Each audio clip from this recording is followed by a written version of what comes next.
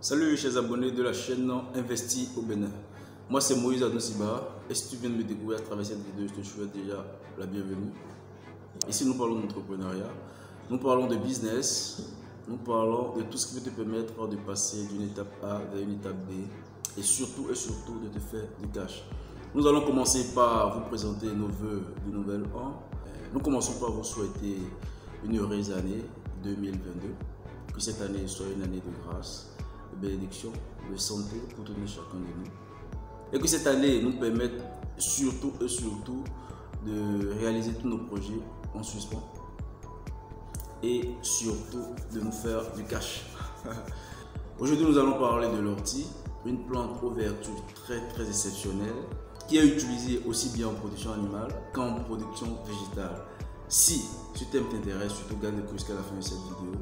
N'oublie pas de t'abonner et c'est tout de suite après le jingle.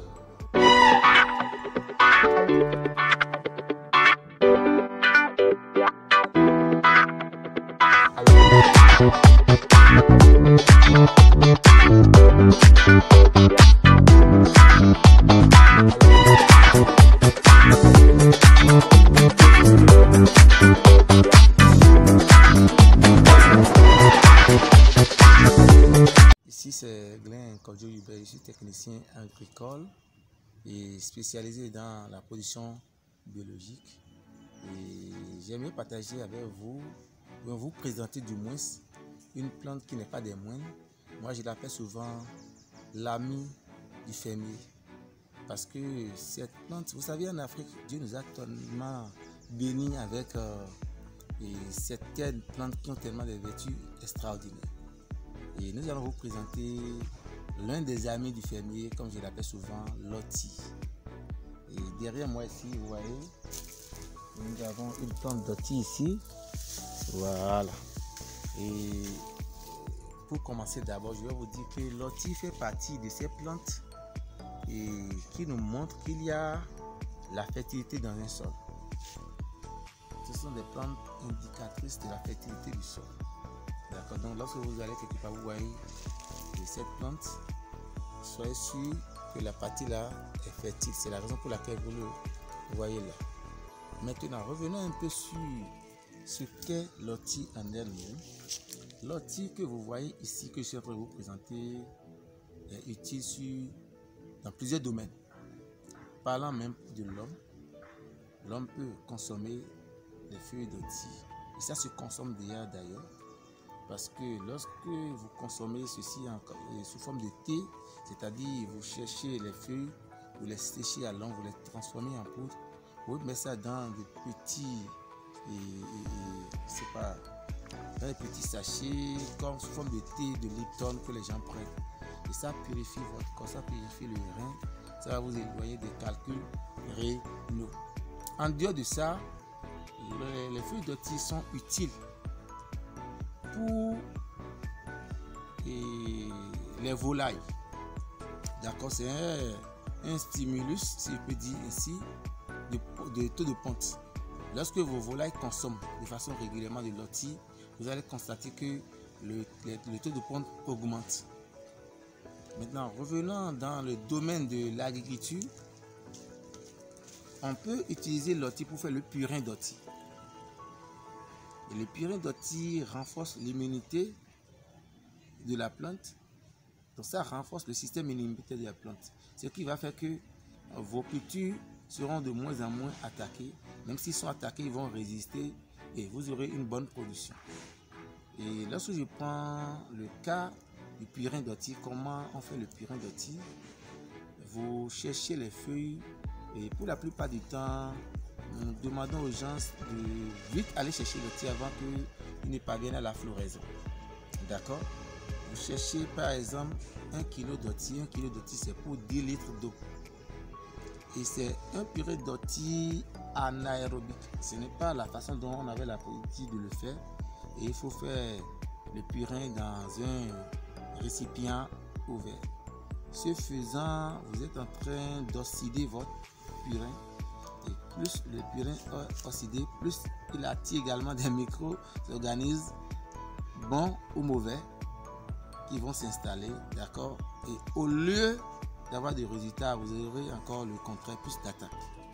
Donc il faut faire une production anaérobique, c'est-à-dire en absence de lait. C'est-à-dire qu'il faut chercher une bonbonne bien fermée, d'accord? Donc vous avez un récipient par exemple qui a 30 litres de capacité, vous allez chercher 3 kg d'OTI. D'accord? Et à mesure que vous cherchez, vous découpez ça en même temps, vous introduisez ça dans le récipient et mettez de l'eau, que ce soit l'eau de forage, l'eau de puits ou l'eau de pluie, pas l'eau d'une société qui a déjà traité l'eau avec du chlore et consort. Mais si c'est ce taux que vous avez, on ne sait jamais, vous pouvez également prendre, vous devez laisser ça au moins 72 heures. Ou si c'est urgent pour vous, vous allez mettre quand même une petite quantité de vinaigre. Voilà, vous mettez un peu de vinaigre dedans, vous allez quand même atténuer l'effet du chlore qui est dedans. D'accord? Et vous allez fermer automatiquement, c'est à fermer. Et il faut laisser quand même une issue pour que ça ne se ferme pas trop. Et l'utilisation, c'est 1 litre de purin dans un pulvérisateur. Ça renforce le système immunitaire de la plante. C'est également riche en éléments nutritifs, que ce soit l'azote, le phosphore et le potassium. D'accord? Et en dehors de ça, comme je le disais tantôt, vous pouvez également utiliser les différentes parties de la plante d'OTI. Par exemple, vous voyez ici, nous avons 3 parties. Nous avons la racine, nous avons le tronc et les feuilles. Vous pouvez faire un acaricide avec les feuilles d'OTI. Cherchez toute la partie sauf ici. Ouais, c'est facile. Vous gardez ça à part. Vous séchez le reste de la partie. D'accord? Ça là, vous pouvez chercher 500 grammes de ceci. D'accord? Et vous allez fabriquer votre acaricide. Comment cela se fait? Après avoir séché ça là, vous devez avoir la partie séchée, d'accord? Comme je l'ai dit, 500 grammes, c'est pour 4 à 5 litres d'eau. Et cela se fait par l'infusion. C'est-à-dire vous chauffez de l'eau, d'accord? Et vous renversez ça sur les feuilles séchées qui est déjà dans un récipient donné.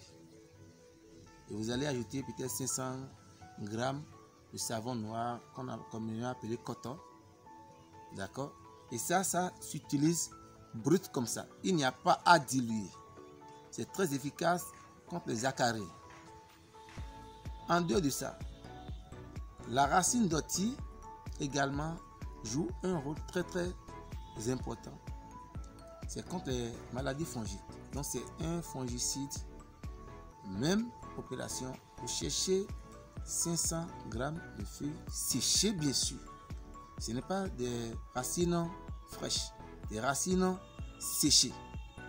D'accord? Maintenant ceci, ce n'est plus pas infusion. Ceci, vous la portez sur le feu. Ce qu'on appelle la décoction. Les racines iront au feu. D'accord? Et après que l'eau fut bouillie, vous faites la même opération. Ceci, vous n'avez même pas besoin d'ajouter du savon. Mais vous pouvez également ajouter maintenant le soufre. D'accord?